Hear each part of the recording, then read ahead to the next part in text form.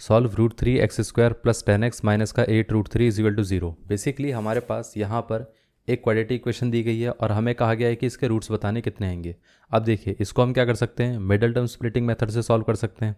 करना है क्या पड़ेगा, हमें ऐसे दो नंबर्स में स्प्लिट करना है जिनका सम क्या होना चाहिए, प्लस का 10, और साथ में जो प्रोडक्ट है वो क्या होना चाहिए, वो हो जाना चाहिए माइनस का 8 root three into root three, which is minus का 8 root three into root three. तो ये कितना रहेगा, माइनस का 8 इंटू थ्री, तो ये कितना आ जाएगा, माइनस का 24। तो मतलब प्रोडक्ट माइनस का 24 होना चाहिए, सम प्लस का 10 होना चाहिए। अब देखिए अगर हम सिर्फ और सिर्फ 24 के फैक्टर करें तो क्या आता है, 4 इंटू 6। इतना क्लियर है। इन दोनों को अगर हम ऐड करेंगे तो कितना आएगा, 10 आ जाएगा। लेकिन यहाँ पर एक प्रॉब्लम है। प्रॉब्लम क्या है कि इधर हमें नेगेटिव भी चाहिए। इन दोनों को अगर हम मल्टीप्लाई करेंगे तो यहाँ पर ये नेगेटिव नहीं आ पाएगा। इतना क्लियर है। नेगेटिव आने के लिए एक पॉजिटिव नंबर होना चाहिए, एक नेगेटिव होना चाहिए। अब इसको पॉजिटिव इसको नेगेटिव ले लिया तो इन दोनों का सम खराब हो जाएगा, फिर सम 10 नहीं आएगा। इसका मतलब ये वाले फैक्टर हम नहीं ले सकते। अब हम क्या करेंगे, 24 के दूसरे टाइप के भी फैक्टर होते हैं, विच इज़ 2 इंटू 12। इतना क्लियर है। अब इसमें से होगा क्या कि इसमें अगर हम इसको माइनस का 2 ले लेते हैं, इसको प्लस का 12 ले लेते हैं, तो इन दोनों को ऐड करेंगे तो प्लस का 10 आएगा। इनको मल्टीप्लाई करेंगे तो उसमें भी माइनस आएगा। इतना क्लियर है। अब ये हमने यहाँ पर इसको ही माइनस का क्यों लिया, इसको प्लस का क्यों लिया, क्योंकि सम अगर पॉजिटिव है तो लार्जर नंबर ही पॉजिटिव लेना चाहिए, ताकि इन दोनों का जब हम एडिशन करेंगे तो ओवरऑल नंबर प्लस में आना चाहिए, पॉजिटिव आना चाहिए। इतना क्लियर है। ये पार्ट क्लियर हो गया। तो मतलब हमारे पास जो फैक्टर्स रहेंगे वो कौन से रहेंगे, माइनस का 2 और प्लस का 12।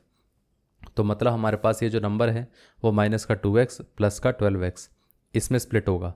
और यहाँ पर ये क्या रहेगा, माइनस का 8 रूट थ्री, और यहाँ पर ये आ जाएगा रूट थ्री एक्स स्क्वायर। अब इसमें से हम क्या कर सकते हैं, x कॉमन ले सकते हैं, बाकी का तो कुछ बचेगा नहीं। तो इधर आ जाएगा रूट थ्री एक्स माइनस का 2। और यहाँ से अगर आप देखोगे तो इसमें से क्या हम 4 कॉमन ले सकते हैं, बिल्कुल ले सकते हैं। उसके साथ साथ रूट थ्री भी कॉमन ले सकते हैं, क्योंकि इसके अंदर अगर हम देखें तो 4 रूट थ्री। अब अगर हम 12 को डिवाइड करें 4 रूट थ्री से तो कितना आएगा, तो यहाँ पर अगर हम डिवाइड करके देखें तो वो कितना आता है, 12/4 रूट थ्री, वो कितना रहेगा, तो ये आ जाएगा 12। ये कितना था, 4 इंटू थ्री बाई कितना आ गया, 4 रूट थ्री। ये दोनों कैंसिल आउट हो जाएंगे, तो इन दोनों कैंसिल आउट करेंगे तो यहाँ पर बचेगा रूट थ्री। इतना क्लियर है। तो यहाँ पर हमारे पास ये कितना आ जाएगा, ये आ जाएगा रूट थ्री। ये पार्ट क्लियर हो गया। मतलब अगर हम 4 से फैक्टर करके देखेंगे तो अपने आप ही ये सारा निकलने के बाद बचेगा रूट थ्री। ये पार्ट क्लियर हो गया। अब इसमें से 4 चला गया, रूट थ्री चला गया, तो बचेगा क्या, सिर्फ और सिर्फ 2 बचेगा। ये पार्ट क्लियर हो गया। अब देखिए इतना कुछ सोचने की ज़रूरत नहीं है। अगर आपके पास ये फैक्टर आ चुका है तो दूसरा वाला भी यही आएगा, कैसे भी करके। इतना क्लियर है। बस आपको ये देखना है कि अगर ये लाना है हमें यहाँ पर तो बीच में कॉमन क्या लेना पड़ेगा, बस उसके बारे में सोचना आपको। ये पार्ट क्लियर हो गया। अब इसमें से देखिए हम क्या कर सकते हैं, रूट थ्री एक्स माइनस का 2 ये पूरे में से कॉमन ले सकते हैं, इन दोनों में से। तो बचेगा हमारे पास x, और यहाँ पर क्या बचेगा, 4 root three is equal to 0।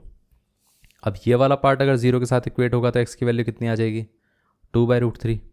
ये वाला पार्ट अगर 0 के साथ इक्वेट होगा तो x की वैल्यू कितनी आएगी, माइनस का 4 रूट थ्री। इतना क्लियर है।